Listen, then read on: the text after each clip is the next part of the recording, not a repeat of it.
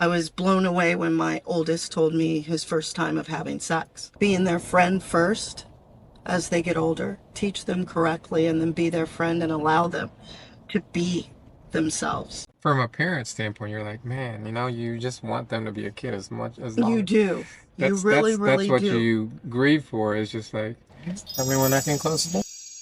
Thank you. So, what other wisdom do you have other than your work wisdom? I have no wisdom. I am fried. You're fried. It's all done. I told my husband the other day I don't want to work anymore. I want to retire. I want to be Yeah. done. I'm exhausted. Yeah. Yeah, I'm tired of playing the game. Yeah. I want to focus my energies on other things. I have Such as. grandkids. Okay, grandkids. I have my boys. I have 3 boys that we have great relationship, and I get to watch them grow up. I want to travel more. I want to do things. I want to focus my energies elsewhere than on work. So what's the roadblock to that? Um,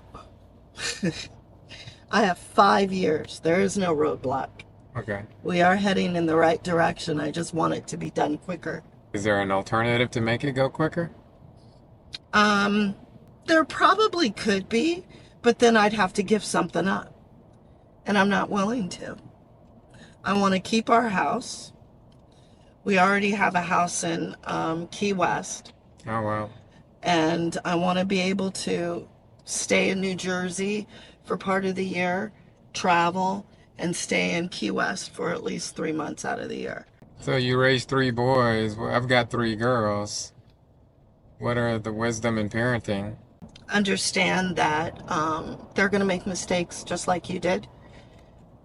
Being their friend first as they get older, teach them correctly, and then be their friend and allow them to be themselves, honest, forthcoming with you. A lot of parents, I believe, do not want to hear certain things or discuss certain things, but if you don't, someone else will. So I have 3 boys. They're 23, 24, and 30. Okay. And I've always been forthcoming about sex, about relationships, about respect, about being honest and truthful with self. And I think it has paid forward where I pretty much know a lot about my kids.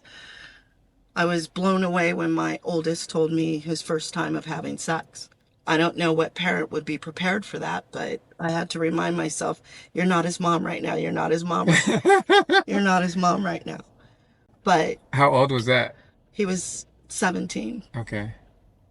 And so tell me about how did that conversation, I've got 14, 12, and 6 years old. Well, you have girls. Girls are different. I don't think that's a conversation. I don't know if I could handle a conversation like that from my daughter. Because being a female, I prefer that I try to raise my boys to respect women and respect their decisions. So how did that go? Why did you get a chance I to, went. to drill into why he thought that was a wise choice? He just said that he wanted to share something with me, Okay. and I think it was just an experience that he wanted to talk about. And so I listened, and I offered my advice. I opened the door for him to be able to be honest with me about anything. I remember the first time he told me that, well, he didn't have to tell me he got drunk. I could see it. But he called me up, and he's like, can you come get me? And you know it. You could hear it in your kid's voice. No questions asked, coming to pick you up. And he had that, this is my oldest. He had that drink that I think that had a whole bunch of alcohol Okay. in it that could cause you to vomit blood. Ooh. Yeah. Oh, I've never heard of that then. Wow. So he told me he had about 2 or 3 of them, and he was throwing up, and I just reiterated, you understand, you could have called me at any point. You didn't have to wait until the morning. And I just said, you tell me what you want me to know, and we could talk about it. And he did. And I remember saying to him at that, I think this was like 15, Had to be when he was 17, Okay. before he went into the service. I said, I wish you would have just gotten high Yeah. Yeah. than drink yourself to oblivion, you know? But those are the types of conversations I don't think a lot of parents know how to have. They can have it with their friends. But when you open the door, I believe, for your kids, they experience life a little differently, where they know they have someone trusted that they could talk to. Did you ever get a different meeting with your 30-year-old and say, what made you think that was, what made you choose? Oh, absolutely. And I of course, had to play mom, sure. you know. It wasn't all about, man, that sounds cool. You know, how did you feel? I had to play mom because he knew he was talking to mom. Okay. But I wasn't going to drill him or yell at him At or that tell him time. that he was ever. Ever? We Okay. all make Yeah. mistakes. Well, okay. So then, You like, know, I've been there, yeah, you know, but I didn't share it with my mom. Perhaps if I did, I wouldn't have did it again and again and again, yeah, yeah. you know. But I want my kids to be able to trust me and feel comfortable coming to me with anything. And I mean, I have a granddaughter now. She's 11. And she started her cycle when she was 9. That's pretty young. It is very young. 12? Average is 12. 12, Yeah. 13. That's average. But 9. Yeah, that it breaks my heart. You know, that's they're They're well, women. well, women. Yeah. It breaks my heart too, but their mom helped me see it in a different way as well as my son. Which is? What do They you mean by celebrate the flower blooming. that? Okay. That's how they look at it. Instead of looking at it as a curse. Well, I don't look at it as a Well, curse. I from a just, female's point of view, I didn't like it. yeah, You know, you get ridiculed at school. I was 13. yeah. At 9 years old, you're not prepared for it. Yeah. And I just think it's so much. You start becoming a female. You start developing at 9. From a parent standpoint, you're like, man, you know, you just want them to be a kid as much as long. You do.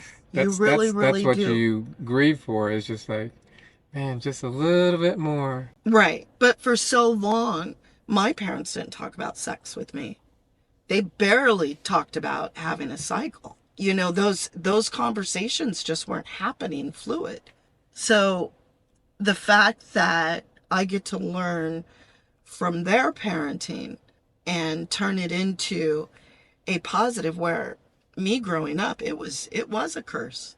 So looking at it in a different light and presenting it in a different way, it is a good thing because we can't avoid it. So with your son, did you get to ask him, how can I have what could I have done better to make you choose something that, I mean, coughing up blood, a drink that would make you, like, you're right. I'd rather have them here. I'd Yeah. rather have get high. Yeah. Yeah. But No. I drinking, asked him what was your goal, and he goes, I wanted to get drunk. I said, you know, when Yes. we want to get drunk, it's really, really hard to get drunk. But I know that from experience. And if he didn't have that conversation with me, he would have tried again. he would have tried again and again. So But why something that would, I've never even heard of such a drink that would make you, yeah, it's wow. illegal in the U.S. So now. did he bleed? Was he throwing up blood? He said he threw up some blood. Well, okay, so my daughter was asking me about weight. She's self-conscious. Lately, she was like, Dad, I want to lose. The 14-year-old. Yep, I want to lose weight. And I was like, okay, why? Did someone tell you? Did you tell me about where did this come from? I don't talk about weight. So anyways, I just like, where did this come from? And she's like, nowhere, I just want to start losing weight. So we talked about it and was like, what do you know about ways to lose weight? Is it throwing up, eating paper? Like I was trying to find out what she knows about it so we can get to your point, get to a positive strategy.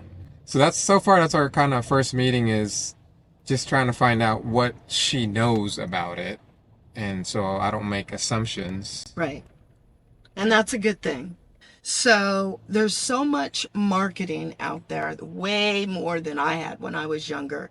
You have to be thin. You have to have the thin waist, the fake eyelashes, the fake hair, the fake nails, the fake this, the fake that. Yep. Everybody looks the same. What's the compare game? It's The compare game. I often tell, like my granddaughter kept saying to me, she doesn't like to smile anymore. And I was like, why?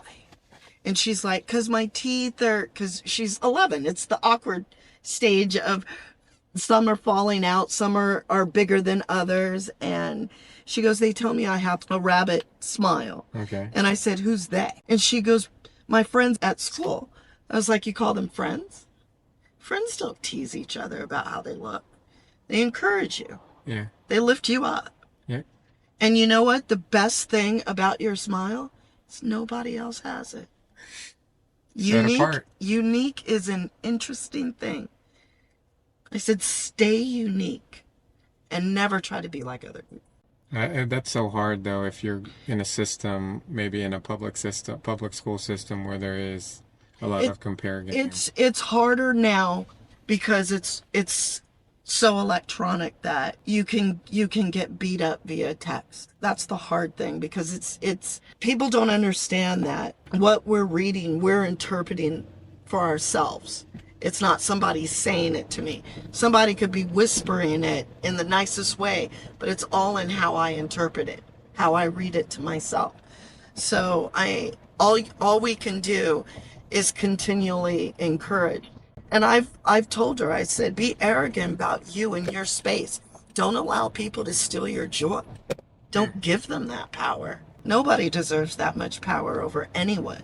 So if you and your husband wasn't around, how would you have sourced their solidarity? Oh, my sister, my brother, and my mother, when she was alive, was a huge part of their lives. Okay. You know, their dad plays a huge part too. I'm saying if you and he's more analytical than I am. Yeah. He's the one that will sit and try and understand why they were thinking that way. Or me, I want to have a conversation and just be like, share my experience and what I've learned from certain things. Yeah, I'm having to figure out how to do both. I'm playing both mom and dad. That's not easy. It's a challenge. It's a fun challenge, especially growing up with a brother only and growing up with a lot of men, trying to learn how to code in women languages. I believe that if you allow your girls to express themselves, as long as they're not hurting themselves or degrading themselves, allow them to express themselves verbally to you so that you can hear what they're thinking and feeling. Because the last thing you want is for them to shut down. And that's the hard part.